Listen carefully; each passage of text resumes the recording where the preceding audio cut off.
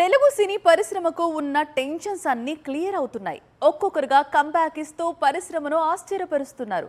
సమంత, అఖిల్, వరుణ్ తేజ్ తర్వాత ఇప్పుడు సెంటిమెంట్ ను కొనసాగిస్తూ రవితేజ కూడా ఇరుముడితో తిరుగులేని కంబ్యాక్ ఇచ్చాడు. తెలుగు రాష్ట్రాలను దాటి తన చిత్రంతో బాక్స్ ఆఫీస్ ను షేక్ చేస్తున్నాడు. ఎప్పుడో ధమాకా సమయంలో టాలీవుడ్ కు ఓ 100 కోట్ల సినిమా ఇచ్చి ఆ తర్వాత పూర్తిగా బాక్స్ ఆఫీస్ రేసులో వెనకపడ్డాడు రవణ. ఎట్టకేలకు ఇరుముడితో మళ్లీ హిట్ ట్రాక్ ఎక్కాడు. ఈ సినిమా మొదటి ఆట నుంచే సూపర్ హిట్ టాక్ సొంతం చేసుకుంది.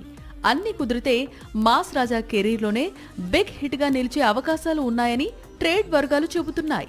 తండ్రి కూతురు సెంటిమెంట్ ఈ బ్యాక్ డ్రాప్ లో రవితేజ నటిస్తే ఇండస్ట్రీకి ఈజీగా హిట్ వస్తోంది. గతంలో విక్రమార్కుడు, ఇప్పుడు ఇరుముడి రెండు సినిమాల నేపథ్యాలు ఒకటే కావడంతో ఈ రెండు సినిమాల గురించి డిస్కషన్ సోషల్ మీడియాలో హాట్ టాపిక్ గా మారింది. ఇరుముడి ఇచ్చిన జోష్ లో త్వరలో హసిద్ గోలి దర్శకత్వంలో శ్రీ విష్ణుతో కలిసి మల్టీ స్టార్లలో నటించేందుకు రెడీ అవుతున్నాడు మాస్ రాజా. వచ్చే ఏడాది సంక్రాంతికి ఈ చిత్రం విడుదల ప్లానింగ్ జరుగుతోంది.